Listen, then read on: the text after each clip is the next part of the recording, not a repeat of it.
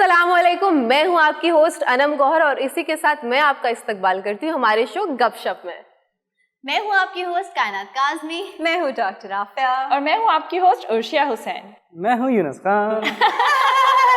So finally Yunus ने सोचा कि वो आज इंसानों की तरह दे दे। अच्छा, ऐसे ही इंसान है। मैं हमेशा कहता I am Yunus Khan and I am not a dog. Sorry, ये ओके अपना टाइम आएगा। नहीं तो फिर ये हो जाएगा हर कुत्ते का दिन आता है। नहीं okay, you getting too much into the details which you already know. तो हम चलते हैं अपने प्रोग्राम के आगाज की तरफ। आज सबसे पहले शेयर कौन करने वाला है? सबसे पहले शेयर मैं करने वाली हूँ, क्योंकि मेरी जो न्यूज़ है वो आगाज़ में दोबारा से, क्योंकि हमारा जो लाइटर मोड है ना, कभी कभी लाइटर मोड के बजाय ऐसा हो जाता है कि हम सीरियस टॉपिक पे डिबेट करने लग जाते हैं।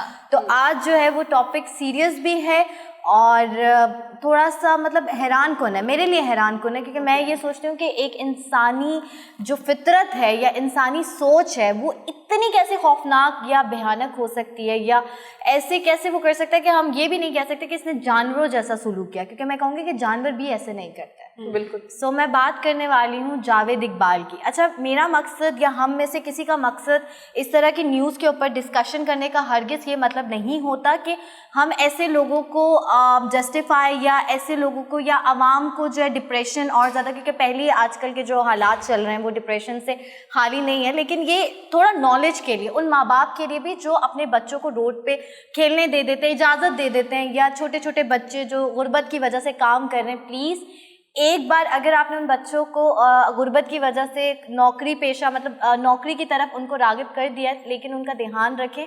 सिर्फ ये नहीं कि घर में वो कितने पैसे लेकर आ रहा है, किस हालात में है, कैसे हालात से वो जूझ रहा है, या उसके साथ कुछ गलत हो रहा है, तो वो आपको बता सकता है एज अ फ्रेंडली, या नहीं बता सकता, क्योंकि उसे होगा कि घर बताऊंगा तो पिटूंगा। तो इतना कंफर्टेबल अपने बच्चों के साथ रहें, क्योंकि ये बात ही बच्चों से मैंने स्टार्ट की है। जावेद इकबाल ने किया क्या था? जावेद इकबाल, जैसे कि सबको पता है कि 100 बच्चों के साथ ज्यादती की थी। ज्यादती के बाद उसने उन 100 बच्चों को बहुत ही बुरे तरीके से मारकर तहज़ाब के ड्रम में डाल दिया था। लेकिन दोबारा यही बात जो मैंने आगाज़ में स्टार्ट से कहा कि इंसानी फितरत यहाँ दंग रह जाती है कि कैसे एक इंसान नुमा जानवर, फिर जानवर को भी कहते हुए मुझे हो रहा है कि जानवर भी ऐसे नहीं करते, लेकिन जो इन्होंने किया उसके ऊपर बहुत सारे टाइम पे, क्योंकि ये 1999 की बात है और तब जो है काफ़ी मजम्मत की, लेकिन करने के बाद होता है ना आपने खुद ही जो है अपने जुर्म को जो है ना, आपने जाकर एक एडिटर थे जंग के जिनका नाम था खाविर नईम हाशमी के पास ये गए और इन्होंने वहाँ पे अपने जुर्म का इकरार किया। इकरार करने के बाद पछतावा होता है, इन्हें कोई पछतावा नहीं था। तो मैं बात कर रही हूँ एक ऐसे इंसान की जिसकी वजह से इंसानियत भी शर्मसार हो गई है, एक ऐसा हैवान जो इंसान कहलाने की हकदार ही नहीं है। मतलब मैंने जब उसकी पिक्चर देखी थी ना, तो राफिया जी मेरे मतलब अंदर एक ऐसा, मतलब मैं ऐसे सोचने पे भी मजबूर हो गई थी कि मैं इस आदमी को अगर कुछ बुरे अल्फाज भी कहूँगी ना, तो वो अल्फाजों के लिए भी जो है ना, मतलब आई डोंट नो, मेरे पास कोई अल्फाज ही नहीं है, अल्फाज भी नहीं निकल रहे थे। पिक्चर उनकी ऐसी थी कि तौबा इस्तग़फ़ार, वो लग ही रहा था कि उसके दिमाग में ना कोई फतूर था और वो आदमी एक शैतान में अच्छा कायनात, मैं भी एक छोटी सी बात एक ऐड करना चाहूँगी कि जैसा कि आपने कहा कि वो हैवान है, इंसान नहीं है, तो वाकई में उनके साथ कुछ ऐसा वाकई में कुछ हुआ होगा जो कि मेंटली तौर पे सिक हो गया होगा, जो भी कुछ है जो भी। हाँ, मैं बिल्कुल यही बताना चाह रही थी कि उन्होंने जो ये वादा किया था कि मतलब अपने आप से वादा किया था कि मैं 100 माओं को रुलाऊंगा, क्योंकि इसे एक बहुत बुरी लत थी। वो लत जुर्म तक कैसे, और जुर्म के बाद एक ऐसा जुर्म उसने कैसे कर लिया, और कैसे वो खुद ही उन्होंने ऐसी फोर्सेस या मतलब न्यूज़ रिपोर्टर के पास चला गया और अपने जुर्म का इकरार किया। वो इस वजह से कि जब इन्हें एक बुरी लत ज्यादती करने की बच्चों के, अच्छा इन्होंने जो बच्चे भी चूज़ किए थे ना, 100 बच्चे अगर मैं कहूँ, तो वो 6 साल से लेकर 16 साल तक के बच्चे थे। और इन्होंने जो बच्चों को लाइक कहते हैं ना आसान टारगेट, आसान शिकार, कैसे पहले उन्होंने बच्चों के लिए वीडियो गेम्स की शॉप्स खोली।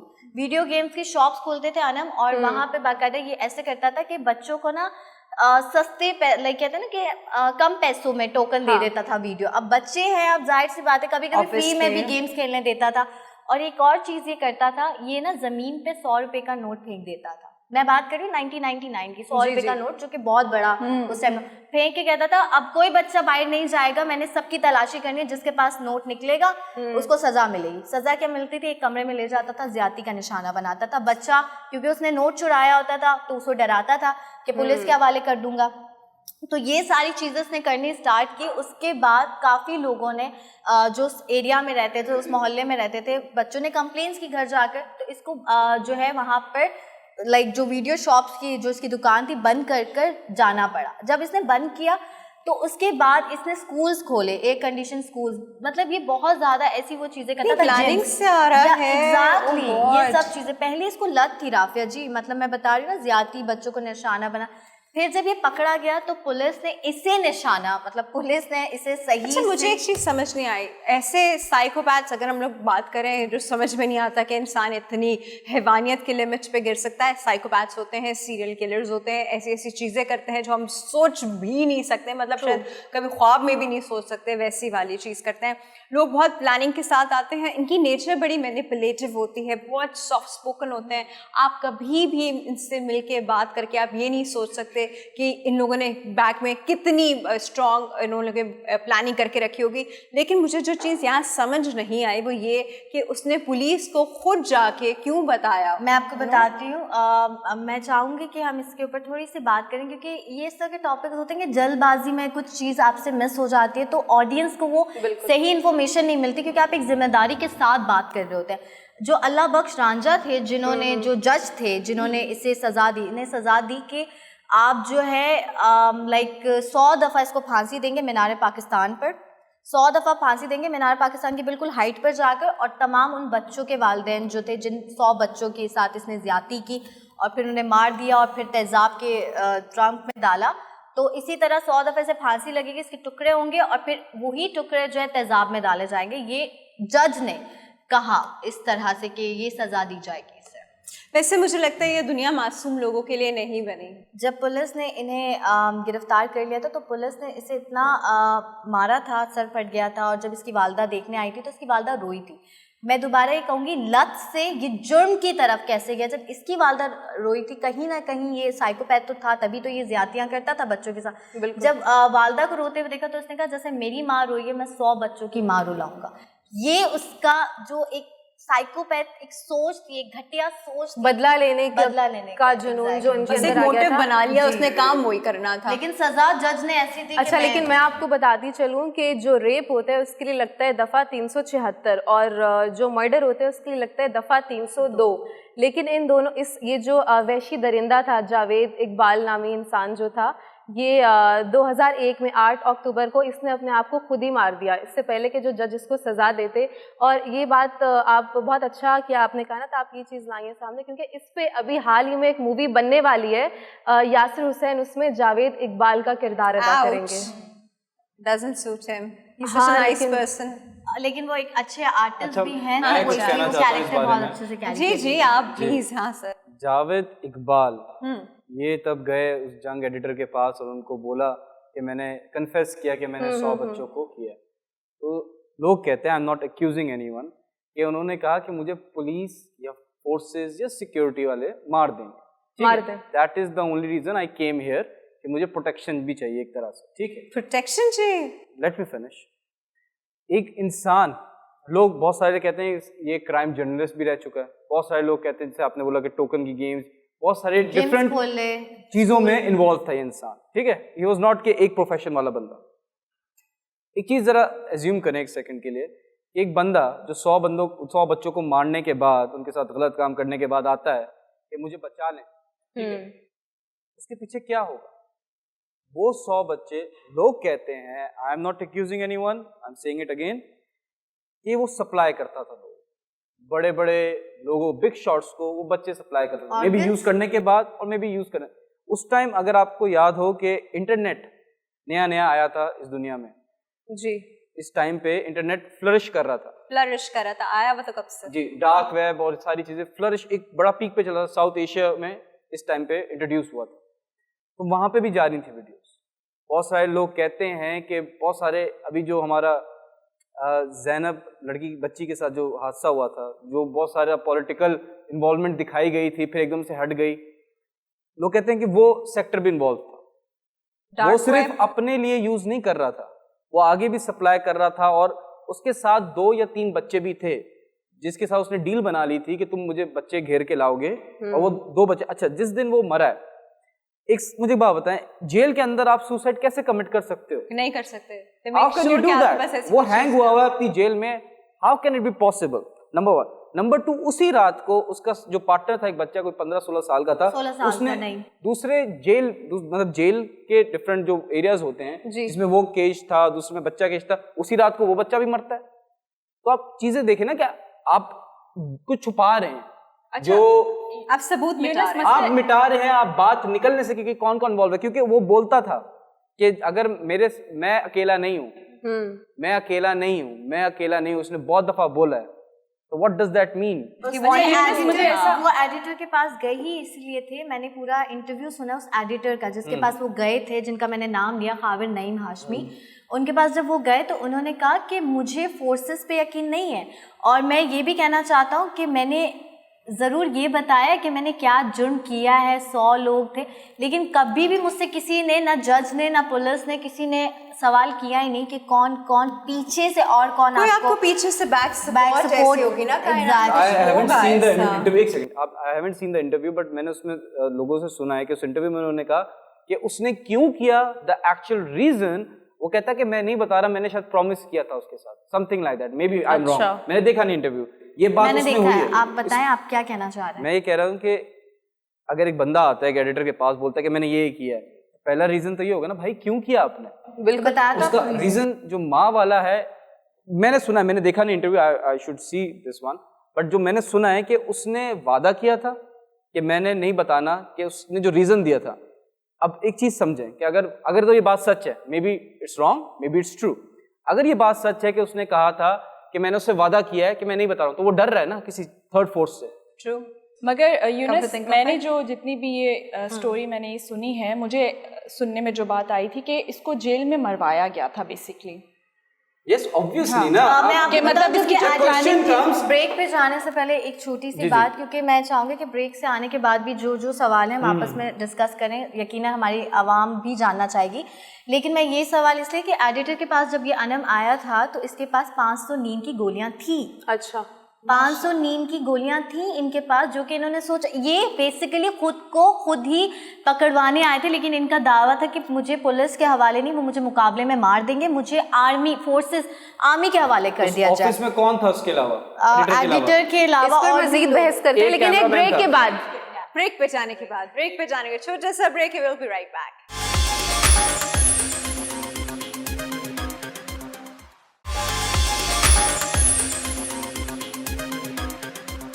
Welcome back to Gupshup. हम लोग ब्रेक पे जाने से पहले बात कर रहे थे एक ऐसे इशू के बारे में जिसके बारे में हम अभी भी सोचते हैं, दो ये बहुत पुरानी बात हो गई है, लेकिन अभी भी हम ये सोचते हैं, तो हम कहते हैं कि कैसे हो सकता है, कोई इंसान या इंसानुमा चीज़ तो बिल्कुल भी डेफिनेटली नहीं कर सकती, पता नहीं हैवानियत का ये कौन सा लेवल था। मज़े की बात है कि मुझे लगता है इसके पीछे अभी भी कोई थर्ड पार्टी थी जो कि अभी भी रिवील नहीं हुई है, और अभी भी हमें नहीं पता कि उन लोगों ने इसके बाद और क्या क्या एग्जीक्यूट किया है, और क्या चीज़ें उनसे रिलेटेड है, या वो और क्या प्लानिंग कर रहे हैं। वो थर्ड पार्टी अभी तक सामने नहीं आई है, और प्रॉबली अब उसको कोई शायद ढूंढ भी नहीं रहा है। हम लोग दोबारा ये बात इसलिए लेकर आए कि आप लोग चौकन्ना हो जाए, आपको अपनी सराउंडिंग्स में लोगों का पता होना चाहिए। हम लोग इतने नाइव होते, इतने वो होते हैं कि हाँ भाई ये है, ये वो नहीं पता होता कि वो जिंदगी में क्या कर रहा है, क्या नहीं कर रहा है। पुराने ज़माने में जिस तरह बड़े बुजुर्ग पूरे मोहल्ले की खबर रखते थे ना, ये चीज़ें जो थी ना, बड़ी इंपॉर्टेंट चीज़ होती थी। अब हमें यही नहीं पता होता कि 2 घर छोड़ के कौन रह रहा है, बल्कि मैं सच बताऊँ तो मुझे ये भी नहीं पता होता कि साथ वाले घर में कौन रह रहा है जब तक वहाँ से हलवा नहीं आता। तो द पॉइंट इज, हलवा या कुछ भी, द पॉइंट इज, हम लोग अपनी सराउंडिंग को लेके इतने नाइव हो चुके हैं कि हम लोग इन सब चीज़ों के बारे में सोचते नहीं हैं, और ये जो है बड़ा अच्छा प्लेटफॉर्म मिल गया है इस तरह के आई शुड से ब्लैकमेलर्स को, हैवानों को, वो इन सब चीज़ों को यूज़ करते हैं। मुझे समझ नहीं आया कि इसने जाके अपना इकरार ज़रूर किया, सब कुछ हुआ, लेकिन थर्ड पार्टी क्यों क्यों नहीं रिवील की गई? अच्छा राफिया जी, मैं भी एक छोटी सी बात इसमें ऐड करूंगी कि आपने जैसे कहा कि नेबर्स को पता ही नहीं होता कि हमारे पड़ोस में कौन रह रहा है। हाँ, तो हाँ, वाकई बताना में नहीं लोग आता। इतना डर चुके हैं कि पता नहीं हमारे जो साथ में जो रहने वाला है वो कैसा है, उनका रहन सहन कैसा है और उनके बैकग्राउंड कैसा है। वाकई में इंसान को खौफ आता है। तो कायनात इस और क्या कहना चाहेंगी इस और इस मैं story के अनम अंदर? और राफिया जी और अर्शिया, यूनस, आप सबको यही चीज़ कहना चाहती थी कि ये चीज़ इतनी बड़ी हुई थी कि लाहौर क्या, पूरा पाकिस्तान क्या, पूरी दुनिया हिल गई। Exactly.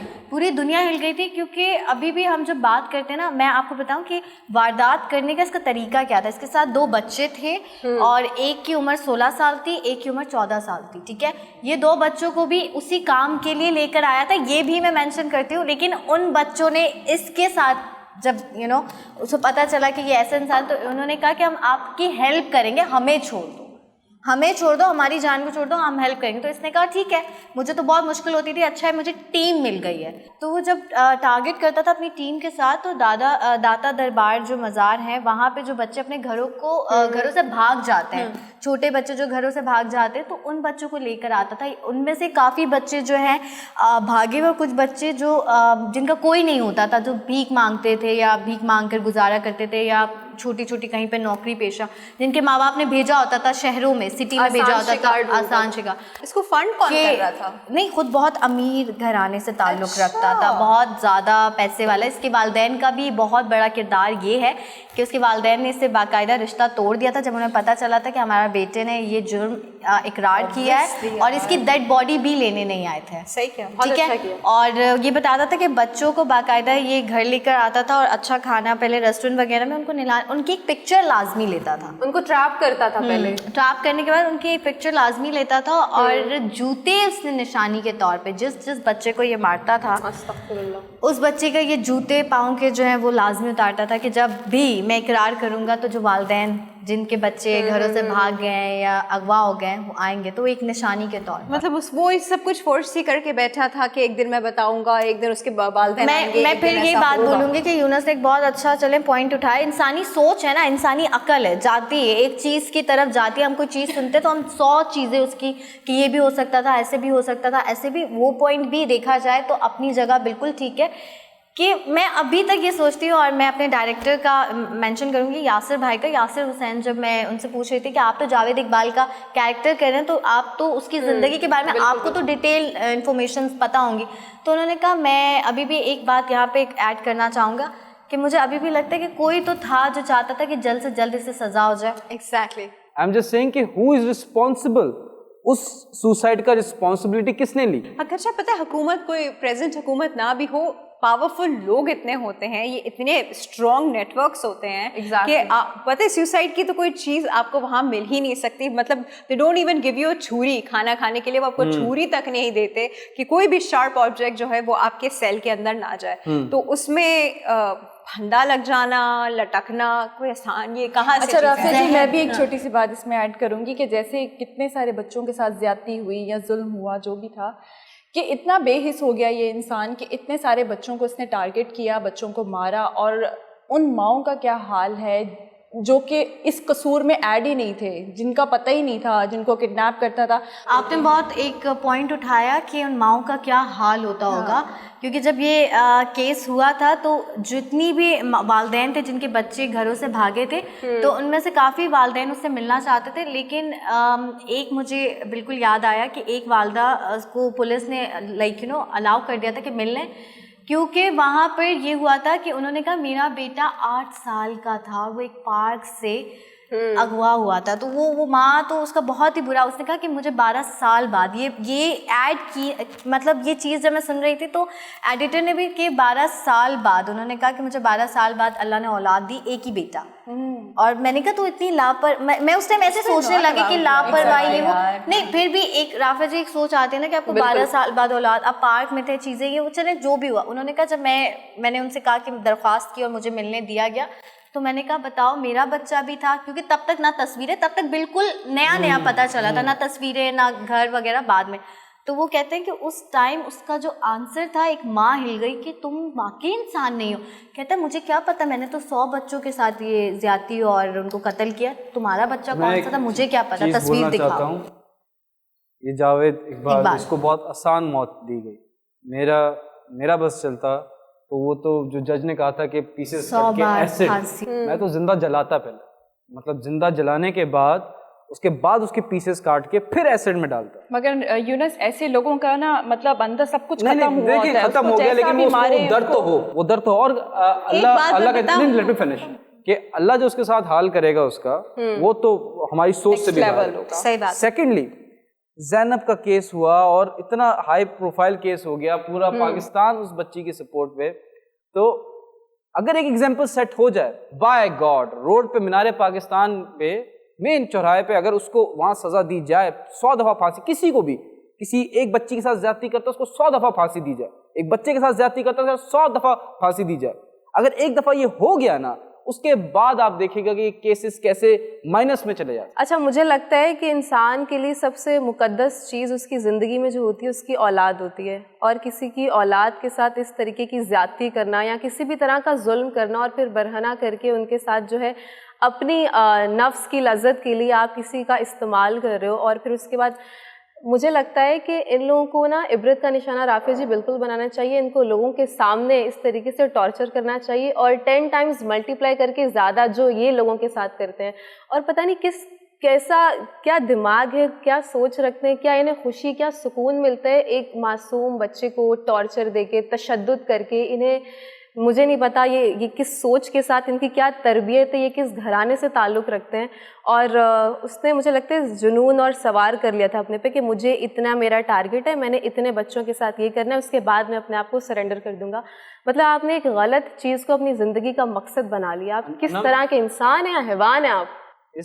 ये जैसे कि फॉर एग्जाम्पल कायनात ने कहा कि लत लगी हुई थी उसको, exactly. तो उसके लिए नंबर्स मैटर नहीं करते, वो 100, 500, 1000 वो मैटर नहीं करते। नंबर की बात नहीं हो रही यूनुस। कन्फेशन है ना, उसकी अगर डायसेक्ट करें, उसका हम पोस्टमार्टम करें, तो हमें कहीं ना कहीं लॉजिकली यही लगता है कि ही वाज थ्रेटन्ड किसी थर्ड फोर्स की जानिब से। करता रहता आगे। और आप कहना चाह रहे हैं कि अगर उसको पकड़ा नहीं गया, उसने एक हिंट भी नहीं दिया वो 100 बच्चों के साथ करके, तो डू यू थिंक वो कभी पकड़ा जाता? So what was the reason? आप कह रहे हो कि उसके पीछे कोई था जो ये करवा रहा था, वो अपनी मर्जी से नहीं कर रहे थे। यही बात सोच के मुझे ये सवाल भी कि राफिज जी, अगर जज ने फॉर एग्जांपल सुना ना उसे कि इसने क्या क्या जुर्म किया, लेकिन जज ने सज़ा दे दी कि मीनार पाकिस्तान के टॉप पे लेकर जाएं और वहाँ पे 100 बार फांसी लगे उन बच्चों के वालिदैन के सामने, फिर इसके टुकड़े किए जाएं, फिर उसको ड्रम में डाला जाए, उसी तरह तेज़ा इम्प्लीमेंट नहीं हो सका। अगेन होने नहीं, हाँ, जबकि ये बहुत सबक आमोज सजा थी, अगर ये दी जाती तो। और लोग डरते दोबारा ये करने से। लेकिन मुझे गिला है कि इस तरह की चीजों पे कोई सख्त एक्शन, कोई कार्रवाई क्यों नहीं की जाती। It's better to be late than never. अगर उस वक्त नहीं हो सका और उस वक्त उसको किसी और तरह सपोर्ट करके उसको वैसे कर दिया गया, तो अभी भी इस तरह के जो केसेस सामने आते हैं, व्हाई नॉट नाउ? वो जो इस्लामाबाद में लड़की के साथ हुआ, नूर मुकद्दम के साथ जो हुआ है, डू यू थिंक कि कुछ होगा उस पे? हाँ, हम उस पे भी जरूर बात करेंगे। एक ब्रेक का टाइम है, ब्रेक के बाद we will be right back और हम इस टॉपिक पे भी जरूर आएंगे। स्टे विद अस।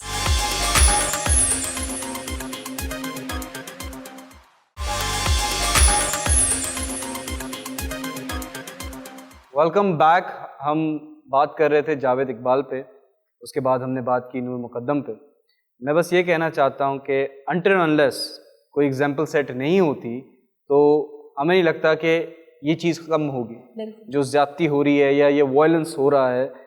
मैं बस ये कहता हूँ, ये उम्मीद करता हूँ कि इस मुल्क में इंसाफ हो, एक गरीब के बच्चे के साथ भी इंसाफ हो, एक अमीर के बच्चे के साथ भी इंसाफ। बिल्कुल, बहुत अच्छी बात की आपने। अच्छा, यहाँ मैं अब हमारी बारी, सारी बातें हमारी बहुत सीरियस नोट पे जा रही थी, तो जो मैं लेकर आई थी वो थोड़ी सी अमेजिंग फैक्ट की तरह की न्यूज़ थी। हमारे पाकिस्तान में एक प्राइवेट यूनिवर्सिटी ने जी इस पे रिसर्च की और वो उसको इम्प्लीमेंट करने वाले हैं। बहुत सारे लोग अभी भी जो वैक्सीनेशन से है, जो वो कह रहे हैं कि वी आर एंटी वैक्सीनेशन नहीं होनी चाहिए और ये ब्ला ब्ला ब्ला, जो भी प्रोपेगेंडा है इसमें।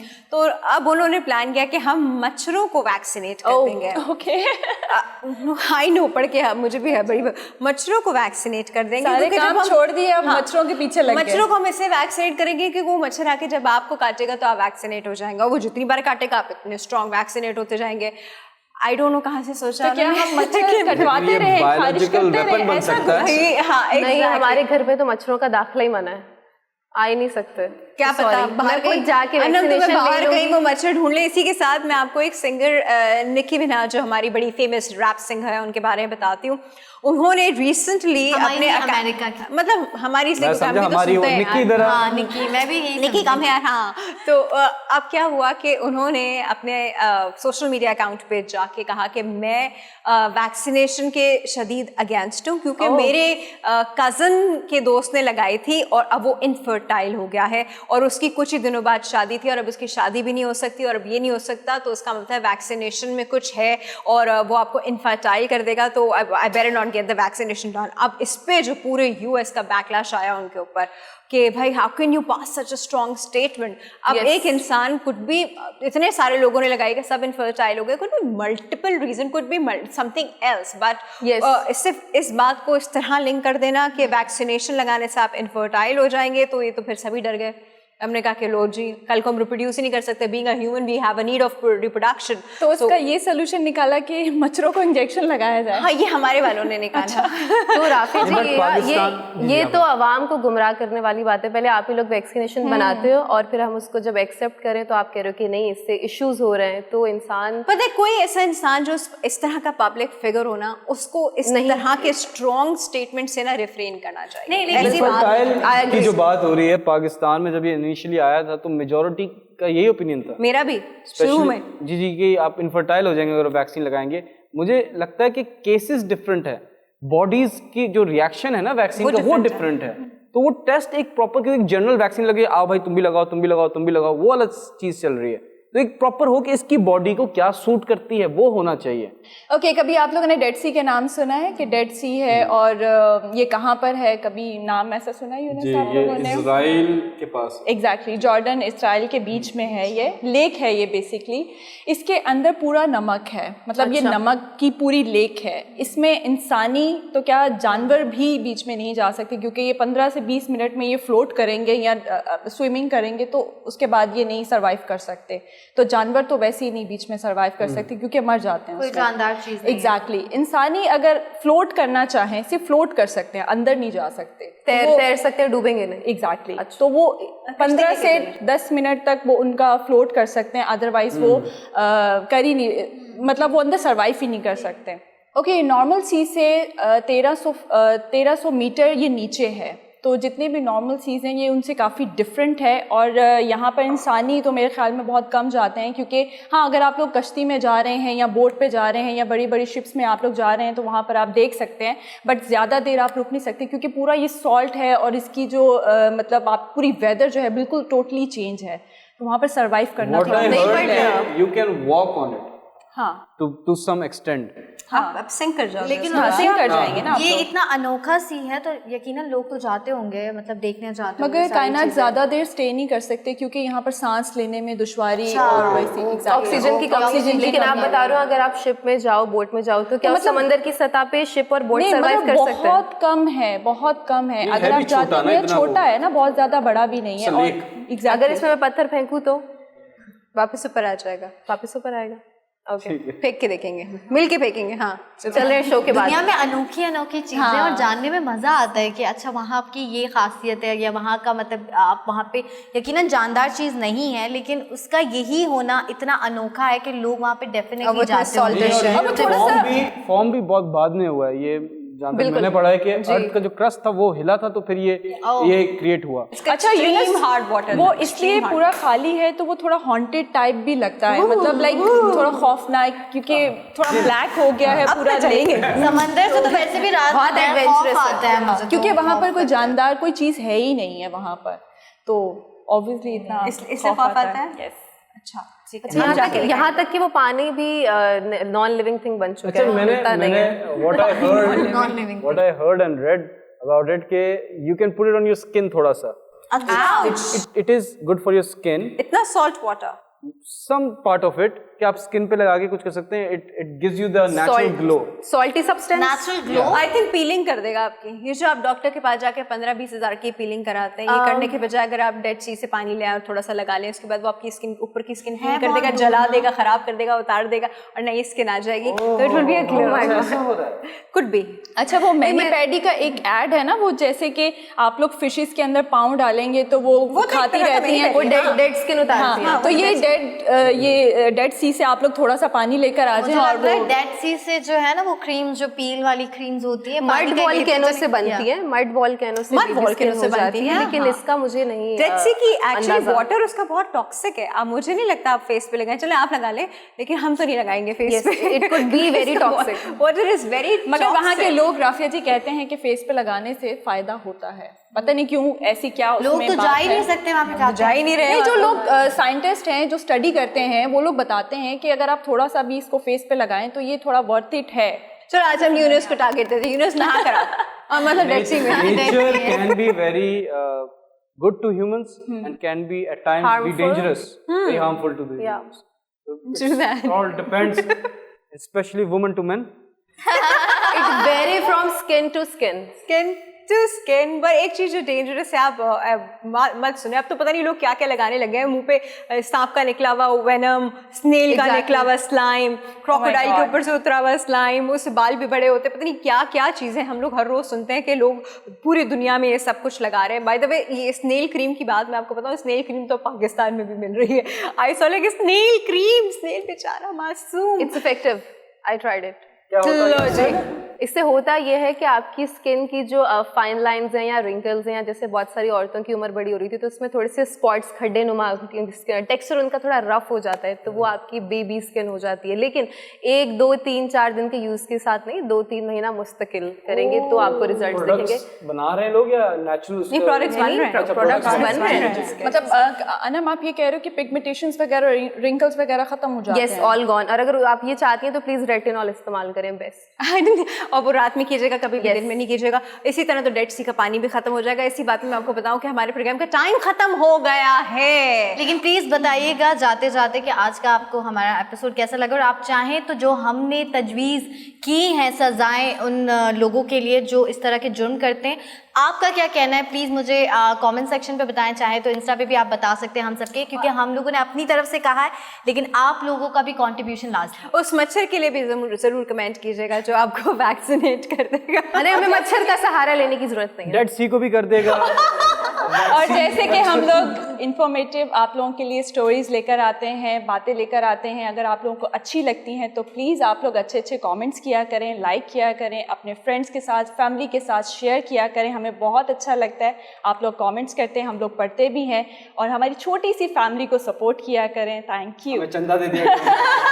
और सिर्फ यूनिवर्स के साथ फ्लर्ट मत क्या करें. On that note, take care of yourself. अल्लाह हाफ़िज़.